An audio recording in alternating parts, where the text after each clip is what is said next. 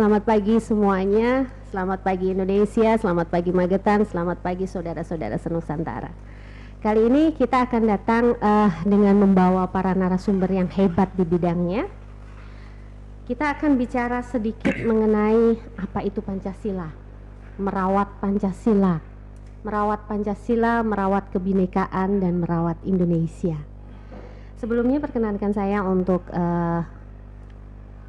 memperkenalkan beberapa narasumber yang berada di sini, yaitu beliaunya ada Romo Antonius Wahyuliana. Beliau adalah Ketua Paroki Regina Pacis Kabupaten Magetan. Kemudian ada Gustova, beliau adalah Ketua GP Ansor Kabupaten Magetan. Kemudian ada Mas Zainuri, saya panggil Mas ya Mas? Ya. Mas Zainuri Ahmad Afandi, Ketua Pemuda Muhammadiyah Kabupaten Magetan, dan Bapak Pendeta Yakub Kristanto. Beliau adalah Wakil Ketua Badan Musyawarah Antar Gereja Kabupaten Magetan. Luar biasa, hari ini narasumbernya sungguh luar biasa ya. Kita berkumpul dalam satu diskusi ringan mengenai Pancasila, begitu ya. Baik, pertama-tama saya ingin mengucapkan puji syukur yang luar biasa. Selamat pagi, Assalamualaikum warahmatullahi wabarakatuh. Salam sejahtera, namo buddhaya, Om Swastiastu, salam Pancasila. Santai saja kita santai. Ya, berbincang-bincang di pagi hari.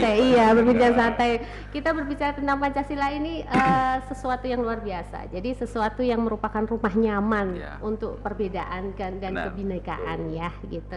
Jadi menurut Romo, seberapa penting? Kenapa kita penting untuk merawat Pancasila ini? Iya.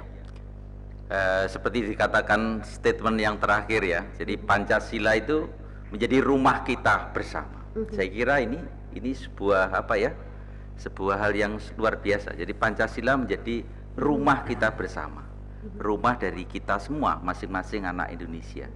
Karena saya merasa bahwa Pancasila sebenarnya adalah identitas kita yang sejati adalah Pancasila. Karena kita ya lahir dari Indonesia, kita bangsa Indonesia. Sekali lagi kita membawa identitas Pancasila itu sebagai identitas keaslian kita. Kalau kita membawa identitas keaslian kita, berarti kita membawa ya hidup kita. Berarti Pancasila tidak lain adalah menjadi rumah kita bersama. Karena seperti keluarga ya, keluarga itu ketika punya anak-anak kan macam-macam, laki perempuan sifatnya gini gitu ya, katakanlah sesederhana itu. Maka Pancasila itu juga mewadahi anak-anaknya ini menjadi rumah dari kita bersama. Maka kalau menurut saya sendiri ya, Pancasila itu sungguh menjadi rumah kita bersama, di mana kita boleh tinggal hidup bersama, saling mengasihi, saling bergotong royong, saling memanusiakan, saling membangun kebersamaan dan harapan bersama sebagai bangsa Indonesia. Maka sungguh ini menjadi sebuah rumah yang membimbing kita untuk bersama-sama mewujudkan cita-cita hidup bersama. Nah, kalau bicara tentang rumah, ada yang selera kita tentang rumah itu kan berbeda ya. Iya, analogi benar. Kita selera tentang rumah ini berbeda. Apakah rumah ini mau dibikin seperti apa ya? Gitu ya. Apakah seperti senyaman mungkin, atau kadang juga rumah dari bentuk arsitek aja analoginya sudah berbeda ya. Baik, kalau Gustova setuju nggak kalau misalnya Pancasila ini identitas atau lebih dari itu? Jadi kembalinya seperti ini. Terima kasih sudah kasih waktu. Dan pertemuan ini merupakan pertemuan yang menarik, tapi saya cuma kurang kopinya saja. Sehingga kurang Pancasila. Kurang ngopi. Betul. Karena kembali Nyun Sewu, Mbak Widya ya, dan beberapa sahabat-sahabat yang ada di sini, kalau kita kembali berawal dari ketika ngomong identitas, ketika ngomong kembali kepada pribadi masing-masing kita, dan bertepatan juga yang dihadirkan di sini kan tokoh-tokoh guru-guru saya ini kan tokoh lintas agama juga. Dan di konsep agama itu kan, di semua agama insya Allah ada konsep yang namanya bahwa kita harus saling pengertian, itu kan ada lita'arofu yang diciptakan berbangsa, bersuku, ada laki-laki, ada perempuan dan yang lain sebagainya, tapi semuanya berawal dan harus dilandasi dengan lita'arofu, saling memahami, saling pengertian. Maka ketika Mbak Widya tadi ngomong membuat rumah, saling pengertiannya antara suami dan istri itu kan juga akan ada nilai-nilai namanya kompromi. Ketika ngomong kompromi berarti bukan siapa menang dan kalah, tapi bagaimana menang bersama. Pancasila di sini kalau saya pribadi mengartikan bahwa ini adalah kemenangan bersama seluruh bangsa yang ada di Indonesia, karena Indonesia bagi saya itu kan perkumpulan dari beratus-ratus bangsa. Betul. Suku yang bangsa bersepakat untuk membuat satu negara. Dan ketika kita ngomong itu kan kalau ngomong secara sosiologis, secara bahwa geografis dari berbagai macam bangsa yang ada, kita kan sangat menarik ketika ngomong Indonesia. Ketika Arab sana satu bangsa tapi dipecah dari beberapa puluh negara. Eropa kan juga sama. Nah, Indonesia itu bagi saya, para founding fathers kita itu apa ya, seorang bakal bagi saya petarung bener, petarung banget. Karena dengan berbagai macam suku bangsa ini mampu menyatukan dengan rajutan yang namanya Pancasila itu. Kalau tidak ada keberanian dan kecerdasan secara intelektual dan spiritual, pasti tidak akan terwujud. Lah kita ini kan generasi yang tinggal ikut meneruskan. Maka ketika generasi ini ngeratek gelut ya, itu factor dulu, tapi hari ini mau merongrong, itu kan bagi saya orang yang aneh karena dia punya rumah, rumahnya mau dirusak. Dan mau saja. Itu kan dari bahasa kami biasanya menggambarkan ada orang itu kan jahil murakkab. Jadi jahil itu bodoh, murakkab itu kelipatan. Jadi orang melipat bodohnya kalau mau merusak rumahnya sendiri kan gitu. Mungkin seperti itu, Pak.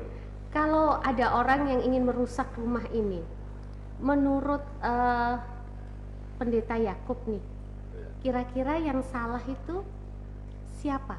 Apakah orang tuanya, suami istri yang tidak mau berdiskusi atau mendidik anaknya, atau bagaimana? Karena kita bicara tentang Pancasila gerbong besar, kita tidak bicara tentang salah benar, tetapi kita hanya opini saja ya, agar ini menambah sedikit keilmuan kita. Bagaimana, Pendeta?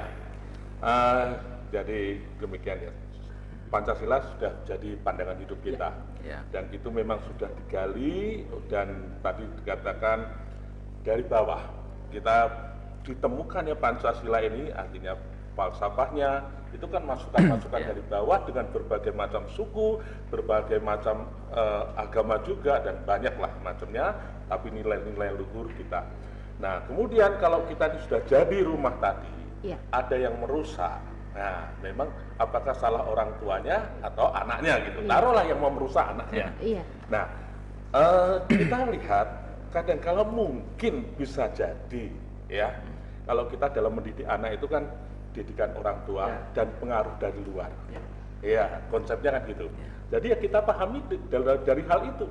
Apakah dari sini ke sebagai senior-senior atau tadi kita umpamakan orang tua sudah mendidik anaknya dengan nilai-nilai Pancasila yang benar, dengan baik itu secara teori maupun memberikan contohnya. Ya kan gitu. Yang kedua, kita ini sudah mungkin orang tua sudah memberikan contoh, memberikan nasihat, pengajaran yang bagus, tapi pergaulan anak ini yang tidak diawasi.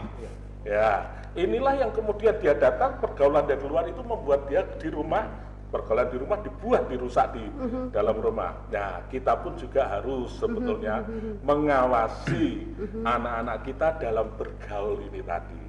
Jadi pengaruh-pengaruh dari luar itu pun seharusnya kita harus batasi. Jadi jangan sampai itu juga merusak sendi-sendi rumah kita.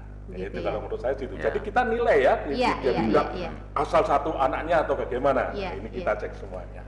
Dan kira-kira seberapa kuat Pancasila ini membentengi anak-anak kita, dalam hal ini mungkin anak-anak itu ya bangsa ini gitu ya. Seberapa kuat bangsa ya Pancasila ini kemudian mampu membentengi apapun yang dari luar itu, Mas Nurdin. Terima kasih waktunya Mbak Widya ya. Dalam proses pendirian Pancasila atau lahirnya Pancasila 76 tahun yang lalu ya, tepat hari ini, 1 Juni. Itu berbagai elemen dan komponen bangsa dari paling barat, dari Aceh sampai paling timur, Papua, ratusan suku dan ribuan pulau, dan ada beberapa agama. Di situ mereka menyatukan visi dari yang paling kanan sampai paling kiri bertemu di titik tengah, dan lahirlah itu yang namanya Pancasila. Dan seberapa kuat tergantung bagaimana individu-individu tadi bagaimana menyamakan persepsi dan menghilangkan segala macam perbedaan. Ketika ada perbedaan ya biarlah itu berbeda, karena dengan perbedaan itu kita bisa saling mengisi, melengkapi dan membuat sesuatu yang indah untuk masyarakat. Seperti pelangi ya, itu karena berbeda, ada merah, kuning, hijau, menjadi indah untuk masyarakat. Makanya jangan permasalahkan yang berbeda, biarlah berbeda itu sesuai dengan jalur-jalurnya, dan harapannya setiap pemimpin itu bisa mengaplikasikan Pancasila seadil-adilnya. Konkretnya apa, Mas? Contohnya konkretnya bentengnya Pancasila sebagai benteng ini konkretnya apa, Mas? Ya, karena dengan Pancasila dari semuanya bisa disatukan, dari berbagai macam agama bisa disatukan, berbagai macam suku kita bisa bertemu, berbagai macam ideologi kita bertemu di situ, dan Pancasila bisa menyatukan kita dalam kehidupan berbangsa dan bernegara. Oke. Ini Gus, yang terjadi sekarang ini kan tadi ya, dari substansi yang kita omongkan, kita bicarakan tadi bahwa kita sudah mendidik, kita berusaha dari dalam, kita berdiskusi begitu ya. Kemudian tapi serangan-serangan dari luar ini banyak sekali, Gustofa ya. Nah, serangan-serangan dari luar ini menurut Gustofa bagaimana, Gus? Apakah ini juga bagian dari merawat Pancasila atau bagian dari pendidikan bagi Pancasila itu sendiri atau bagaimana? Yang jelas kan yang bisa bertahan bukan kecerdasan, tapi bagaimana bisa beradaptasi dengan keadaan. Itu kan prinsipnya. Maka penetrasi dari luar itu kan pasti ada, karena hari ini sudah sangat berkembang yang namanya transnasionalis. Dari manapun masuk, dan kita juga tidak bisa melarang itu, karena urusannya adalah hari ini pun untuk anak-anak kita, katakanlah nyun sewu, saya yang masih paling muda ya. Jadi bahasanya hari ini pun bisa belajar, bisa berkenalan dengan semua orang cukup dari kamar. Tidak perlu bersosialisasi dari luar dan yang lain sebagainya, cukup dari kamar selesai. Lah, maka yang namanya pemahaman ideologisasi yang namanya musuhnya Pancasila itu kalau nanti tidak juga di breakdown dengan hal-hal yang paling sederhana, kembali kepada ciri khas kebudayaan kita juga akan sulit. Karena nyuwun sewu, hari ini ketika kita melihat di Magetan sendirilah, ketika ngomong nanti pergaulan dan sebagainya, rata-rata kalau nanti tidak diarahkan dengan tepat, penetrasi yang dari luar, kebudayaan yang dari luar, K-pop dan yang lain sebagainya yang masuk ke kita kan luar biasa. Maka ketika nanti landasannya adalah Pancasila, pengembangannya ada di sisi yang lain, yang nanti kita mampu untuk bagaimana melakukan jadi disaring, nanti akan menjadi sebuah hal yang baru, bentuk baru tanpa meninggalkan esensi yang lama. Maka kalau bagi saya sendiri, saya sering ngobrol dengan teman-teman, kalau Arab itu tak garap, Jawa tak gowo, tapi kalau Barat tak ruat. Semuanya jimat jadi. Semuanya jimat. Kan seperti kalau itu insya Allah enak, karena urusannya kita tidak ngomong bahwa ini budaya dari sana jelek, bukan itu, tapi apa yang cocok dengan hasanah keilmuan, hasanah kepribadian bangsa, itu yang menjadi penting. Betul. Kembali ke akar budaya sebenarnya ya, kembali ke akar budaya. Nah, yang menarik di sini tadi disampaikan bahwa saat ini kita ini bisa berinteraksi dengan dunia hanya di salah satu kamar atau dengan satu jempol. Nah, ini menurut saya ada berbahayanya, ada tidak berbahayanya, begitu ya.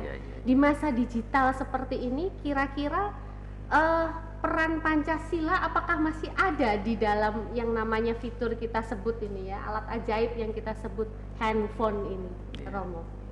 Ya. Memang dalam perjalanan sejarah bangsa kita ya, tentu Pancasila sebagai ideologi bangsa kita itu mengalami berbagai tantangan dari perjalanannya ya. Bahkan di era yang sangat modern ini ya, dengan digitalisasi. Nah, tentu kita tetap memiliki panggilan, memiliki kewajiban bagaimana Pancasila itu tetap eksis melewati masa-masa berganti-ganti tantangan-tantangan itu. Nah, itu bagaimana itu bisa tetap eksis ya? Tentu saja kalau setiap pribadi menggarap ya Pancasila ini lewat apapun juga, termasuk juga lewat media massa. Maka memang sekarang ini tantangannya luar biasa media massa ini dengan berbagai paham, berbagai ideologi yang masuk itu tapi sekali lagi tadi kan karena Pancasila itu menjadi rumah bersama.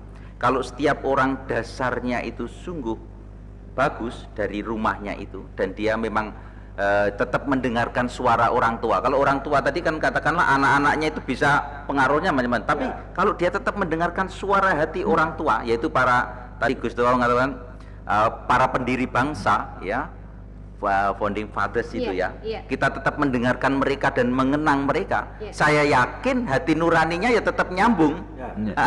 Masalah hati nuraninya tetap nyambung. Nah, ketika di era modernisasi ini hati nurani kita harus tetap sambung.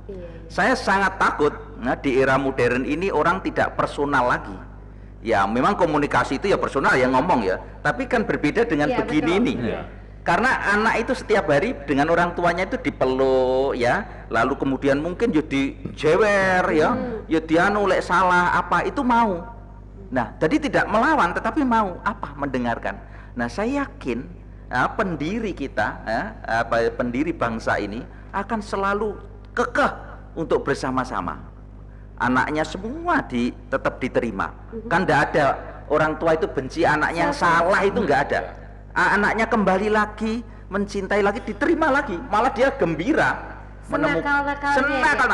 Biasanya anak yang paling nakal itu juga dicintai orang tua loh, nggak boleh istilahnya dibenci dia, tapi tetap diterima. Nah maka di era modernisasi digital ini, hendaklah ini ya membawa nilai-nilai itu tadi, nilai-nilai penerimaan siapa saja. Apakah perlu ada hukuman yang keras kalau untuk anak yang nakal ini? Karena kan anak kita banyak nih, terus kemudian ada anak yang benar-benar nakal.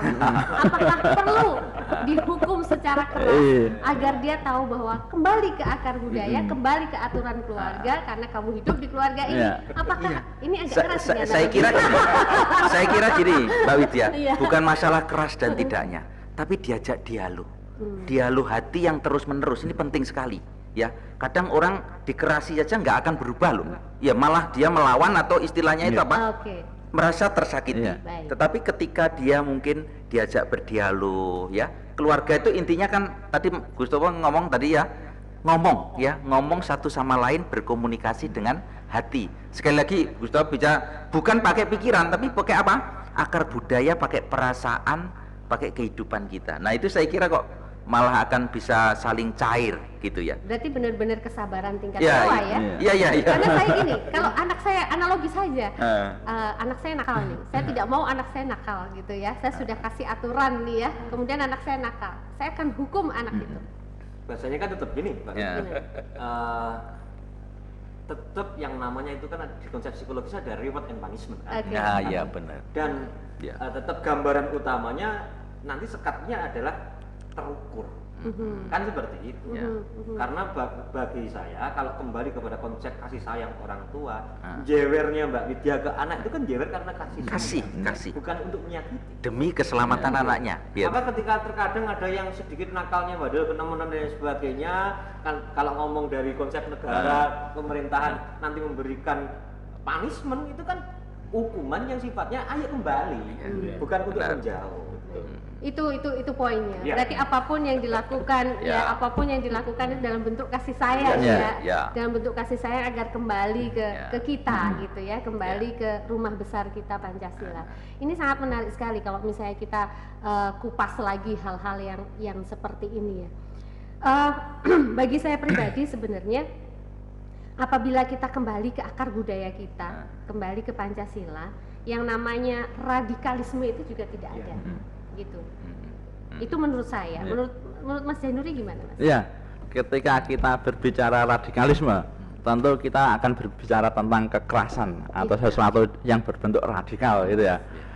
Dalam konteks di sini ketika kita berbicara radikalisme, tentu ada radikalisme kanan, ada radikalisme kiri. Dan di Indonesia sudah mengalaminya. Dari yang paling kiri, dari yang paling kanan itu adalah bentuk-bentuk ujian dari Pancasila. Salah satu bentuknya adalah peristiwa 48 dan 65. Itu salah satu bentuk radikalisme kiri. Dan bentuk yang kanan adalah DITII itu adalah bentuk yang kanan. dan itu adalah sesuatu bentuk yang jelas-jelas melanggar tatanan Pancasila. Sudah disepakati oleh Founding Fathers bahwa Pancasila adalah dasar negara ini.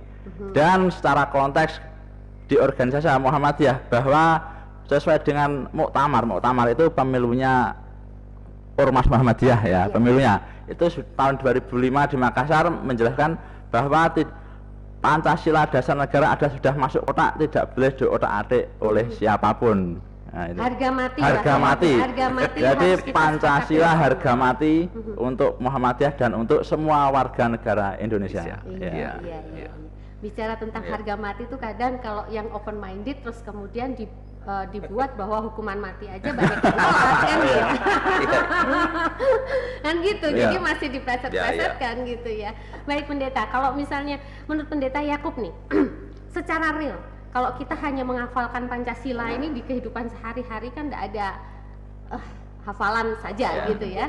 Secara real apa yang harus kemudian kita lakukan sebagai pribadi kita sendiri untuk kemudian menyampaikan bahwa Pancasila ini adalah rumah yang nyaman gitu. Apa pendeta?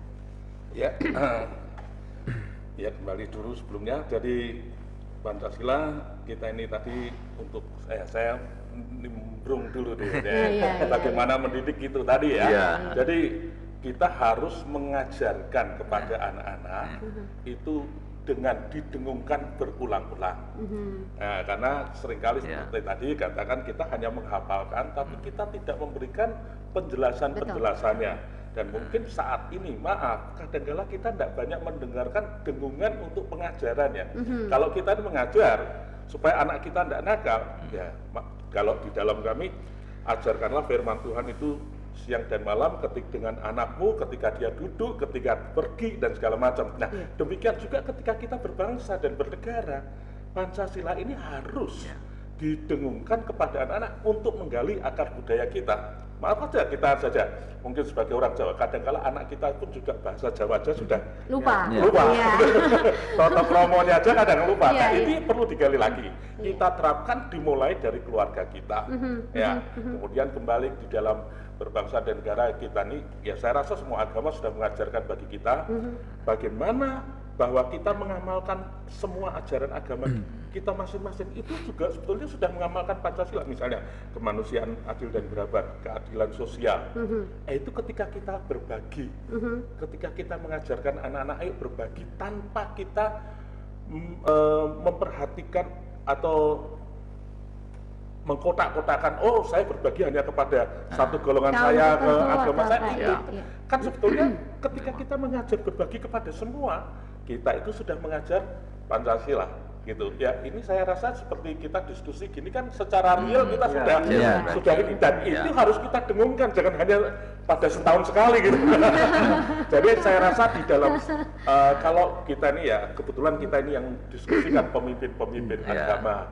Jadi mari kita pun juga mengajarkan kepada umat kita, walaupun pengajarannya agama, tapi sentuhkah dengan bahwa ini kita melaksanakan Pancasila, ini kita hidup berbangsa dan bernegara. Saya rasa itu nanti akan terbangun dengan mulai dari komunitas kecil, dan kalau kita semuanya sudah bisa, pasti sudah agama besar. Iya, menarik sekali. Menarik sekali kalau kita bicara tentang Pancasila, bicara kemudian tentang bagaimana dia menghadapi tantangan-tantangan gitu ya.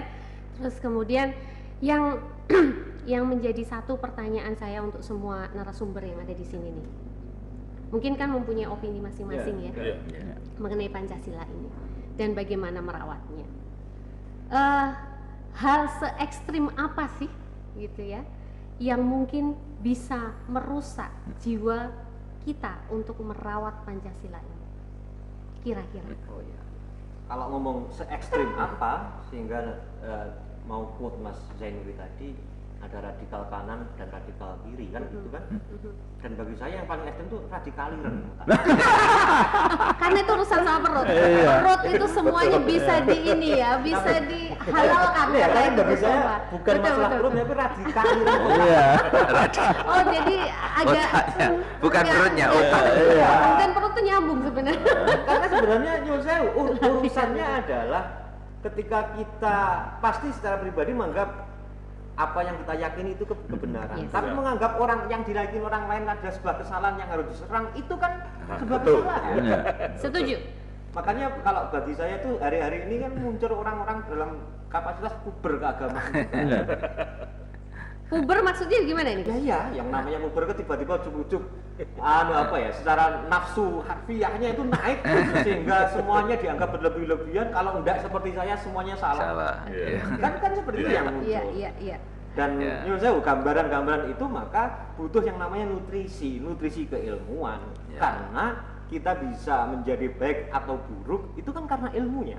Karena keterbatasan keilmuan itu hanya nyun sewu, semuanya serba instan, hanya nanti melihat di YouTube, waduh saya sudah menjadi seorang ahli, saya menjadi pendeta, saya menjadi romo yang baru, kan seperti itu, saya menjadi kiai, saya menjadi guru dan sebagainya. Maka di situ nanti kan menjadi satu titik pertanyaan, ini adalah sebuah kesalahan yang harus dirubah. Karena bagi saya sebenarnya contoh Pancasila itu kan dari cara kita juga, berpakaian kita juga. Mbak Widya ini sangat Pancasilais, pakainya jin itu kan Eropa. Kan gitu, tapi saya yang lebih suka memakai selendang ini yang ada motif batiknya. Ini kebinekaan. Jadi saya menyandingkan antara akar budaya karena ini kain tenun. Makanya di kita itu kalau di Ansor, di NU itu kan mengenal adanya konsep al-muhafadzatu ala qadimis sholih wal asdu bil jadidil aslah summal aslah ila akhir. Jadi kalau kita dalam berpandangan itu nilai-nilai yang baik ayo dipertahankan, nanti ketika ada nilai-nilai yang bagus kita ambil untuk memperkuat nilai-nilai yang baik yang sudah kita pertahankan itu, sehingga lagi-lagi nanti akan berpandangan yang lebih luas. Karena sempitnya pemikiran itu loh, aliran otak itu nanti, radikalir ini semuanya dari situ kalau saya itu. Sehingga banyak hal yang tidak bisa diselesaikan padahal sudah selesai dengan ngobrol seperti ini. Karena apa ya, imajinasi saya dulu Pancasila pertama terbentuk, Mbak Hasim, Bung Karno dan yang sebagainya, Amara misalnya sebagainya, paling berapa digojol-gojolkan seperti ini. Tapi dalam konteks punya keinginan yang sama, ini bangsa ini harus seperti apa? Seperti halnya bukunya Ersenan yang dibaca Bung Karno waktu di Belanda, negara bangsa itu kan harus seperti apa? Dan yang jelas luar biasanya orang-orang dulu, para pendahulu kita itu sudah berpikir sangat visioner. Apa yang terjadi hari ini yang dulu sudah dipikirkan matang-matang, yang ditulis dengan Pancasila menjadi 5 sila itu kan merupakan bahasanya perasan-perasan dari semua hal yang menjadi satu bentuk baku yang akhirnya bisa diturunkan sampai generasi kapanpun. Dan itu prestasi loh ya. Itu prestasi bagi saya, prestasi luar biasa Indonesia. Amerika saja the Independence Day itu bagi saya kuat Indonesia, kuat Pancasila. Harus ini dari sisi kebanggaan ya. Iya, kebanggaan doang harus. Karena itu identitas kita. Betul. Karena itu identitas kita. Ya, benar. Jadi saya ingat tadi saya akan bacakan sedikit ingat jadi dari Kiai Haji Hasyim Asy'ari bahwa agama dan nasionalisme adalah dua kutub yang tidak berseberangan. Itu. Nasionalisme adalah bagian dari agama dan kedudukannya saling menguatkan. Itu memang benar hal yang luar biasa. Kalau menurut Mas Zainuri apa hal terekstrim yang bisa ini? Nanti kita bisa kita rangkum bahwa ini loh, kita tahu hal ini harus kita kita cegah. Hal ini harus kita apakan. Ya. Ketika berbicara Pancasila, kita tidak bisa mengaplikasikannya hanya satu saja atau 2 sila saja atau 3 sila saja. Jadi ketika kita berbicara Pancasila supaya kita tidak ekstrim dan radikal, kita harus mengamalkannya semuanya. Jadi ketika kita hanya mengamalkan sila pertama, ketuhanan yang Maha Esa, kita akan menjadi orang yang cuek, orang yang apatis, orang yang egois, hanya memikirkan diri kita dengan Tuhan. Ketika kita berbicara kemanusiaan yang adil dan beradab saja, tentu kita akan mengalahkan elemen-elemen persatuan Indonesia, dan itu sangat berbahaya untuk keutuhan dan keselamatan NKRI. Dan ketika kita berbicara persatuan Indonesia saja, tentu akan memunculkan chauvinisme yang mana kita akan melupakan sisi-sisi kemanusiaan dan ketuhanan yang lainnya. Dan sisi yang terbaik untuk menghindari sesuatu yang ekstrim itu adalah harus mengamalkan Pancasila 5 sila itu. Jangan sampai Pancasila diperas menjadi Trisila atau Ekasila, sangat berbahaya. 5 sila saja kita masih sering gontok-gontokan, apalagi ketika diperas menjadi Trisila ataupun Ekasila. Dan itu adalah tantangan yang terberat. Yang terbaru adalah dengan adanya munculnya wacana Trisila dan Ekasila, dan itulah tantangan yang terberat kita mengamalkan Pancasila kelima-limanya secara bersamaan. Ya. Kembali lagi bahwa Pancasila itu harga mati. Iya, harga mati. Iya. Kalau enaknya melanjutkan Mas Zainuri itu kalau makan sambal cuma bawangnya enggak enak. Iya, enggak enak. Itu bukan sambal, iya. bukan bawang gitu ya. Itu palang hujan itu. Iya. Itu jadi obat saja, salah satu saja. Salah satu, tidak semuanya. Karena yang harus mungkin ya Romo dan Pendeta Mas Zainuri, Mbak Widya, yang perlu kita pahami juga bagaimana membahasakan ulang Pancasila. Bukan membahas ulang, ini membahasakan kepada kaum milenial kayak saya. Iya. Kalau ini kan kolonial. Milenial. Itu yang mungkin benar-benar membahasakan ulang sehingga nanti tidak jadi generasi hari ini milenial, generasi Z dan sebagainya tidak tersilaukan dengan hal-hal yang baru dari luar. Dan itu yang terjadi hari ini kan mulai tersilaukan sehingga tidak menganggap Pancasila itu suatu pusaka atau jimat sebagai benar-benar pilar yang ada, tapi malah menganggap yang di luar lebih bagus. Dan kita perlu orang-orang seperti bapak-bapak yang hadir di sini ini untuk membuat Pancasila tetap berkilau. Karena kadang fitur itu kan besar harus dipoles gitu. Dan ini bapak-bapak yang ada di sini ini harusnya beliau-beliau ini adalah pemoles Pancasila di Kabupaten Magetan. Saya berharap. Terus menurut pendeta bagaimana? Iya. Se-ekstrim apa ini? Ya, saya sependapat dengan Gustofa tadi bahwa ketika kita merasa paling benar, baik itu suku saya paling baik, agama saya paling baik, golongan saya paling baik, itulah yang akan merusak ya. Nah, kenapa bisa demikian? Ya tadi sama, kebodohan, kita ini kurang wawasan. Apa istilahnya tadi? Radikaliran. Contoh ya, orang ini contoh aja, orang buta, 3 orang buta dibawa untuk lihat gajah gitu. Nah, orang kan dia nggak bisa, saya lihat diraba, yang satu meraba kakinya, oh gajah kayak tiang. Yang satu meraba belalainya, yang satu meraba telinganya. Nah, kalau mereka ditanya gajah itu kayak apa? Mereka kan punya pendapat sendiri-sendiri. Dan mereka akan ngotot bahwa dialah yang paling benar. Padahal yang dia lihat hanya satu bagian, satu sisi. Nah, kadang-kala orang-orang yang semacam inilah yang kadang-kala menjadi ekstrem karena ketidaktahuannya, ketidakmengertiannya, atau baru tahunya sedikit tadi seperti lihat YouTube aja sudah merasa hebat. Tahu sedikit sudah memfatwakan halal dan sudah jadi kita pun juga harus tadi tetap meningkatkan kecerdasan, melawan kebodohan, itulah untuk kita bisa merawat Pancasila itu tadi. Saya rasa itu, dan tetap seperti tadi saya katakan mengajarkannya berulang-ulang. Cuman sekarang memang bahasa orang tua dengan bahasa milenial ini berbeda. Harus disamakan frekuensinya. Frekuensinya tadi. Frekuensinya harus sama. Nggak nyambung kan? Saya sering kali gini, coba kita ini beli makanan yang sama. Ini apa? Dripping ketela, dripping pohon. Satu dibungkus plastik biasa, satu dibungkus plastik dengan ada sablonan mereknya, satu dibungkus kemasan yang bagus, aluminium itu. Orang pilih yang mana?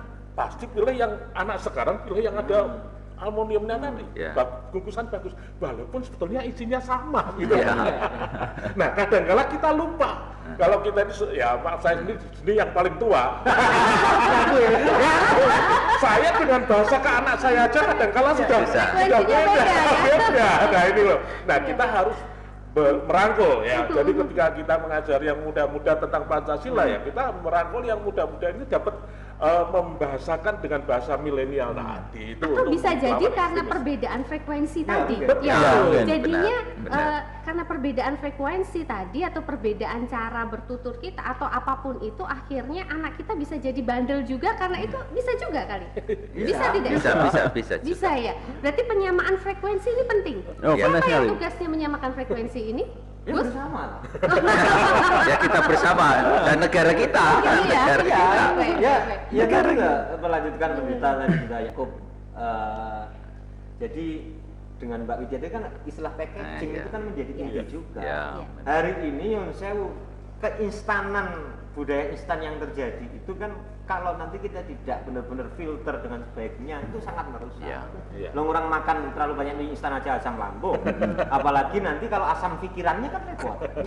Maka packaging itu menjadi penting. Seperti halnya nyuwun sewu hari ini banyak muncul dalam tanda kutip mungkin yang mengatasnamakan tokoh entah itu dari agama entah itu dari apa, muncul keluar-keluar di YouTube dan sebagainya, packagingnya bagus, mengalahkan orang-orang yang keahliannya luar biasa, mengalahkan Romo Wahyu yang ini sekolahnya 15 tahun bersama saya itu, mengalahkan seperti halnya Mas Zainur yang kuliahnya di bidang keagamaan dan sebagainya itu kalah karena memang kita terkadang yang perlu autokritik terhadap pribadi kita, terhadap bangsa, terhadap pemerintahan, ayo kita perbaiki packaging karena lagi-lagi orang yang pede orang yang pede, tapi packagingnya bagus dan meskipun dia goblok mengalahkan orang-orang yang pintar yang tidak punya percayaan diri. Setuju.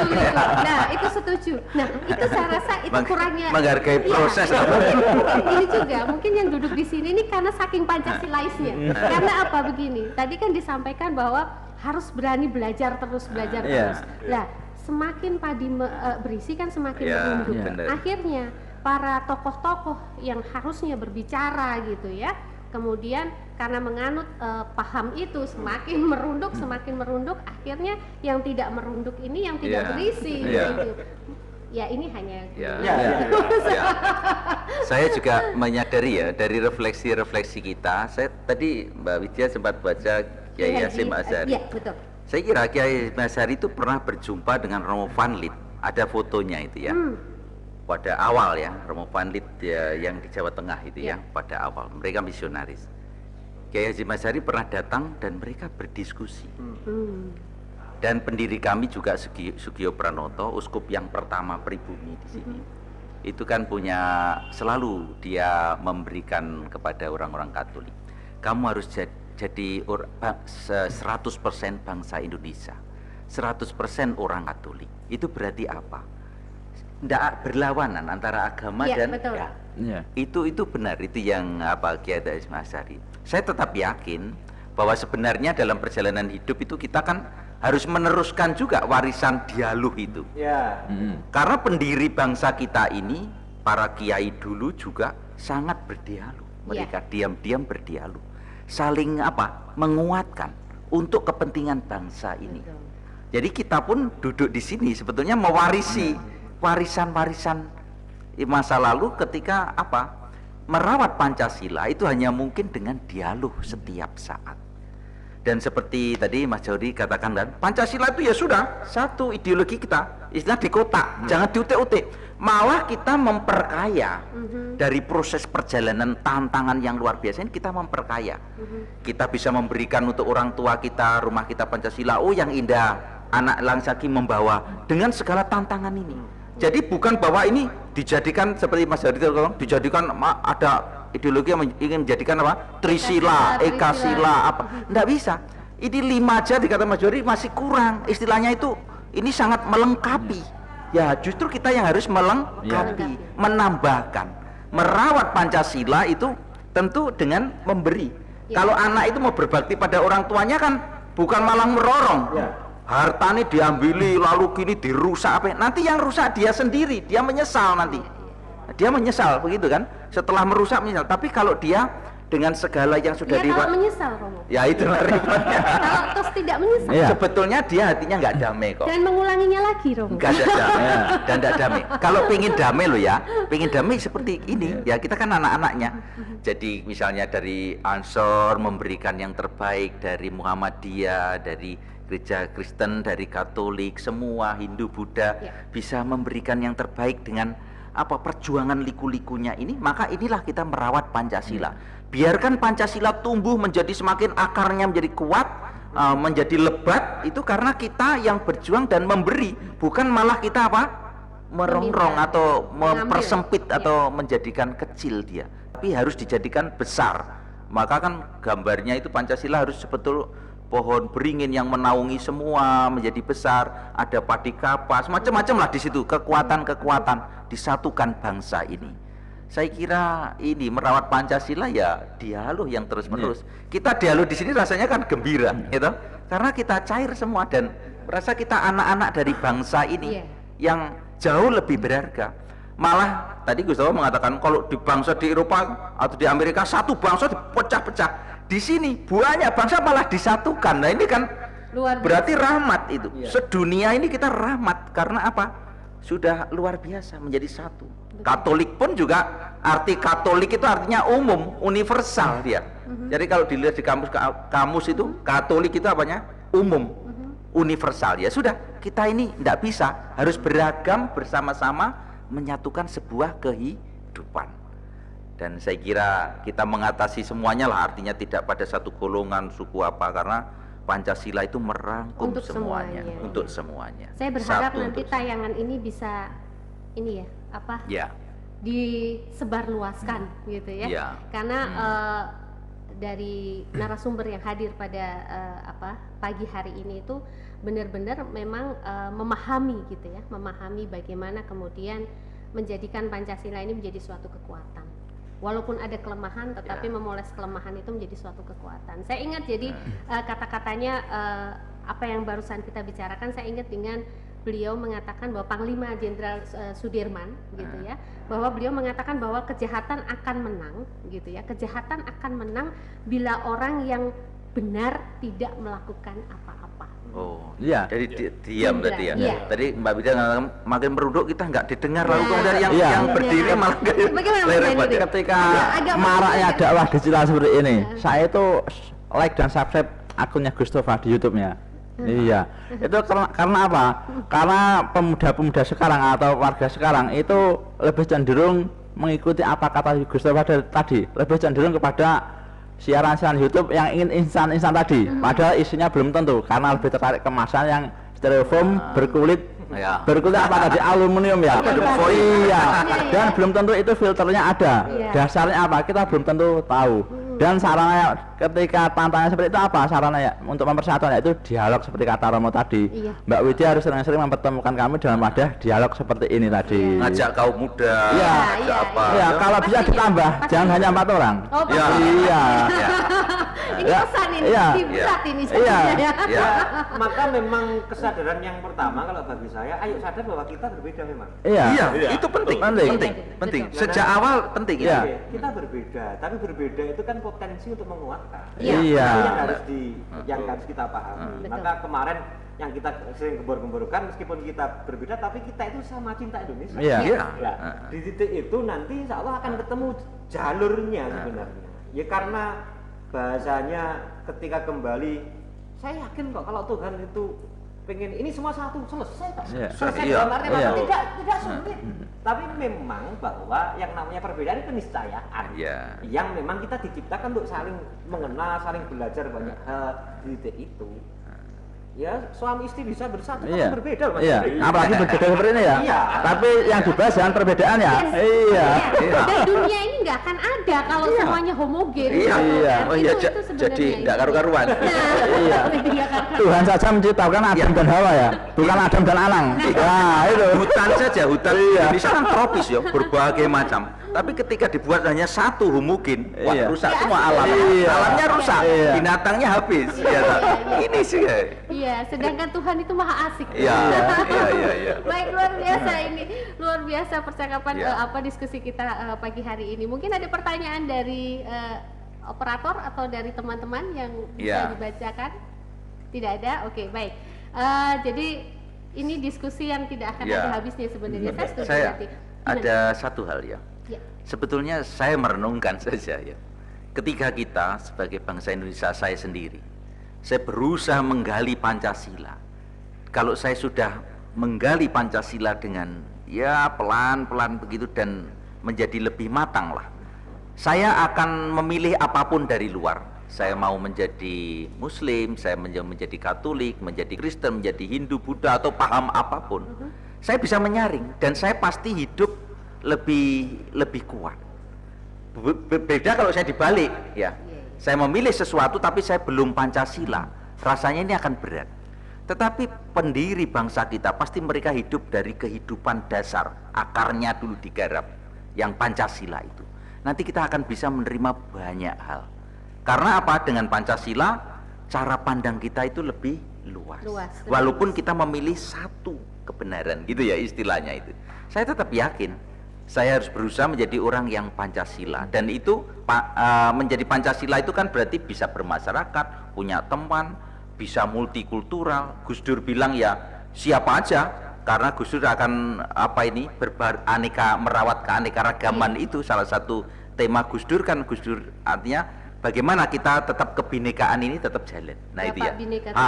Kalau kita sudah terbiasa dengan itu, kita menerima apapun dari luar tidak masalah, karena bisa kita melihat seperti Gus Dur tadi bilang, yang dari sana diteliti dulu, yang sini dirawat, yang sana dipikir, sehingga dijadikan satu itu menjadi sebuah ramuan yang indah. Terus kemudian tidak takut dengan tidak takut dengan julukan, kan banyak nih sekarang. Kalau berbeda nggak takut, ya. malah kita gembira kan berjumpa. Tidak takut dengan julukan sok Pancasilais, pernah kan seperti itu? Ya. Sok Pancasilais gitu ya. Itu saya sering mendengar itu gitu. Itu saya senang. Oh, senang. Lah, kalau identitas kita Pancasila kemana-mana senang tuh kita. Bisa ketemu dengan siapa aja bisa. Sok Pancasilais gitu kan ya, kalau zaman justru itu identitas kita, Mbak. Jadi sekali lagi, karena Pancasila tadi rumah dan identitas, maka sebetulnya kalau seorang anak itu bangga dengan ayah ibunya yang sederhana, yang toleran, ayah ibunya yang baik, dia itu ke masyarakat ya harus bangga. Jangan malah bangga dengan dari luar, malah bangga menjelekkan orang tuanya. Jangan. Orang tua kita ini, Pancasila rumah kita ini yang terbaik untuk kita. Itu identitas kita. Kalau kita keluar negeri loh, mau membawa apa? Ya saya orang Indonesia, saya Pancasila. Paspor saya harus jelas. Gus Dur jelas lah pasalnya. Ya jelas lah, mencari ya. Pak Yakob, Mbak Widya, ayo jelas. Adanya gini lah. Yakobnya Pak Yakob. Kalau nanti meskipun ziarah ke Yerusalem dan sebagainya, pasti akan dilihat paspornya.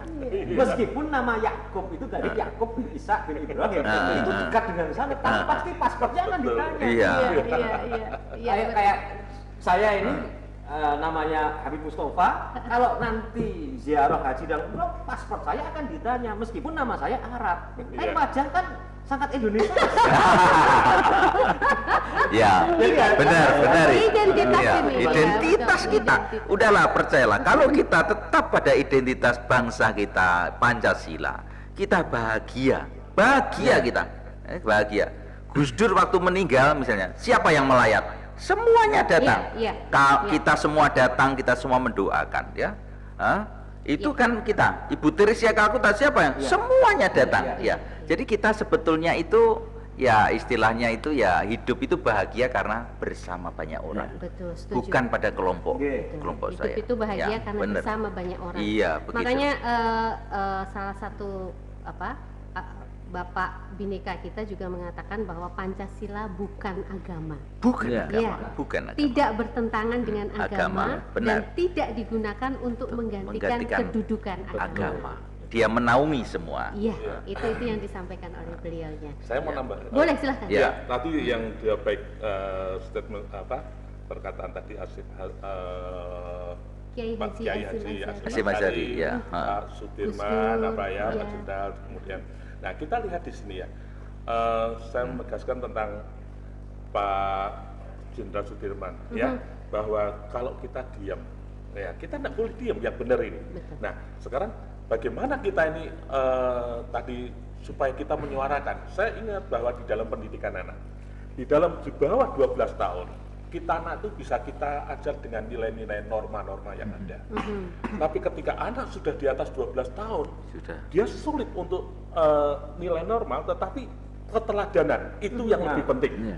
Nah, demikian juga di dalam kita mengajar kepada generasi muda, kepada semua bangsa Indonesia tentang nilai-nilai Pancasila, ya mulailah selalu didengungkan nilai-nilai itu baik di dalam pendidikan, dalam hidup sehari-hari, tapi juga tokoh-tokohnya harus mampu memberikan keteladanan.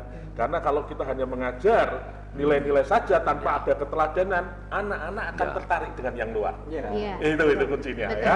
Di situ. Nah, kemudian ketika kita bicara tadi bahwa agama itu tidak bertentangan dengan Pancasila, bahkan saling menguatkan. Seperti tadi perkataan saya pertama kali, bahwa sebenarnya ketika kita menjalankan nilai-nilai agama, itu sebetulnya kita juga sudah menjalankan nilai Pancasila. Karena Pancasila itu juga digali dari tokoh-tokoh agama, tokoh-tokoh negara kan gitu. Nah itu ya saya sangat senang sekali dari itu. Nah tadi statement yang terakhir apa? Yang perkataan perkataan dari Gus Dur bahwa Pancasila bukan agama, tidak bertentangan tidak bertentangan dengan agama dan tidak digunakan untuk menggantikan kedudukan agama. Betul ya, sama kan ya, seperti itu ya. Jadi itu yang kita ini, dan dalam satu hal yang harus kita selalu pahami bahwa ketika kita melihat perbedaan, ya kita seperti tadi Pak Mustafa katakan bahwa perbedaan itu pasti kita ini berbeda, karena memang Tuhan menciptakan kita dengan memang perbedaan, justru itu keindahan. Ya, perbedaan itu merupakan satu hal yang indah kalau kita mampu menyikapinya dengan baik. Sama seperti bunga kan, macam-macam warna, tapi kalau cuma digeletaknya aja ya enggak akan bisa kelihatan indahnya. Tapi kalau ada yang merangkai dengan baik, justru berwarna-warninya ini jadi luar biasa. Mari kita sebagai tokoh-tokoh ini mampu merangkai itu semua perbedaan yang setuju ada. Itu. Nambah ya Pak Wid. Maka tadi ketika ngomong pendidikan anak ya, kalau saya malah tergelitik hari ini bahasanya yang perlu dilakukan negara, mungkin pemerintah itu harus mulai untuk bisa mentransformasikan dari slogan menjadi bentuk nyata. Dan ketika ngomong itu adalah yang paling enak adalah pendekatan kebudayaan. Kalau kita mau belajar, ya katakanlah negara-negara di beberapa negara kan hari ini lewat kebudayaan itu yang mencoba masuk. Karena banyak negara-negara yang saya pahami secara spiritualis itu memang kurang sehingga mengadopsi dari tempat-tempat yang lain. Seperti halnya Amerika hari ini mengadopsi bagaimana di sana muncul yang namanya film, seperti halnya apa namanya The Last Samurai. Ninja, tapi ninja terakhirnya dari Amerika, Tom Cruise kayak gitu. Kalau nanti ketika ngomong di Jepang sendiri bagaimana mengenalkan kebudayaan, ketika ada peristiwa restorasi Meiji itu, perebutan rezim Tokugawa itu kan ya, itu hari ini muncul film-film seperti halnya Samurai. Yang paling dekat kan yang asik kan juga kayak Malaysia itu. Malaysia mengenalkan bahwa perbedaan itu berarti kalau di Malaysia ketika ada Ipin Upin harus ada yang namanya Jarjit. Oh iya, ada Jarjit India, kemudian ada meme dari teknisnya, dan mengenalkan bahwa yang membangun Malaysia juga ada orang-orang Indonesia. Iya, benar. Nah, hal seperti itu loh yang mungkin hari ini nanti mungkin production cost dan yang lain sebagainya mencoba untuk membahasakan ulang kalau bahasa dengan hal yang kelihatan seperti itu, sehingga semuanya mampu untuk melihat, oh ini tuh bangsa kita sebenarnya. Kalau tidak bersama-sama nanti repot juga. Benar. Kan kayak gitu. Iya. Setuju itu. Setuju sekali. Jadi itu juga sebagai salah satu cara atau alat untuk kemudian bangga sama diri sendiri gitu. Bangga sama kalau bukan kebudayaan kita ini sebenarnya wayang. Sebenarnya dulu Wali Songo kan juga sudah melakukan itu ya, Mas Zainuri.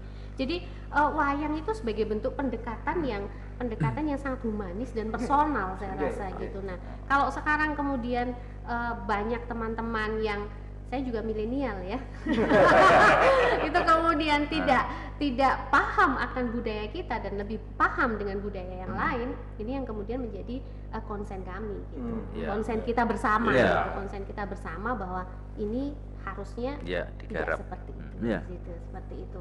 Karena satu lagi saya itu senang belajar tentang tokoh-tokoh negarawan segala macam.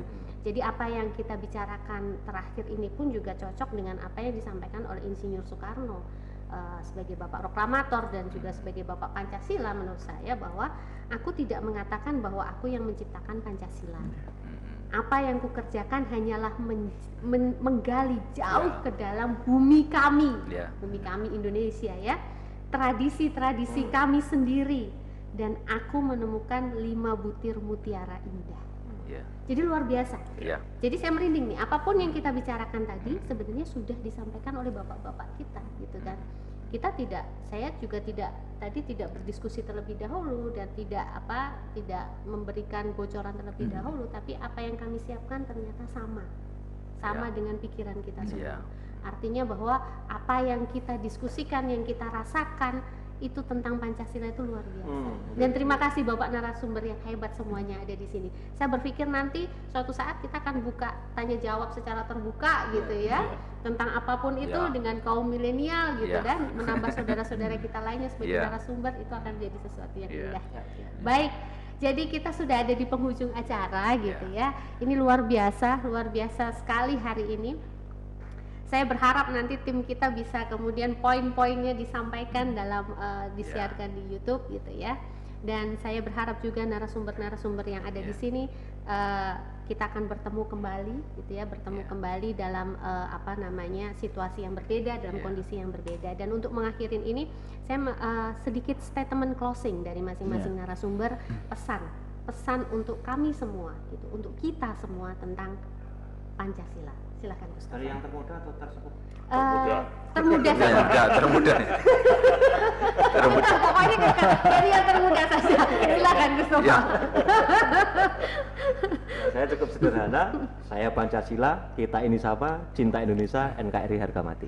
Siap. Silakan Mas Idun.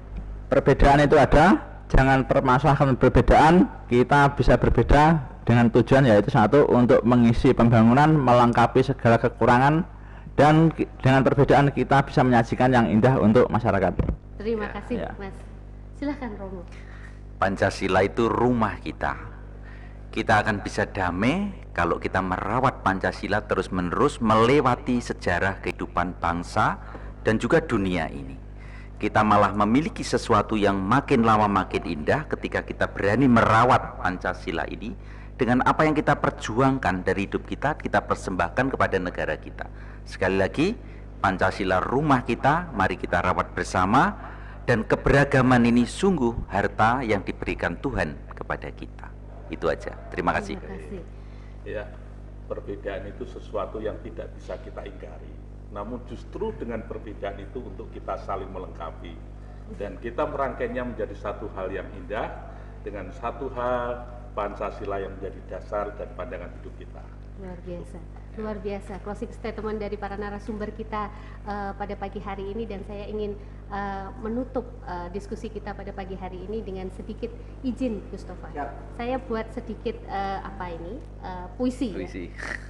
Merawatku adalah tugasmu, menjagaku adalah nafasmu, membuatku hidup adalah darahmu, membuatku tetap berdiri adalah jiwamu.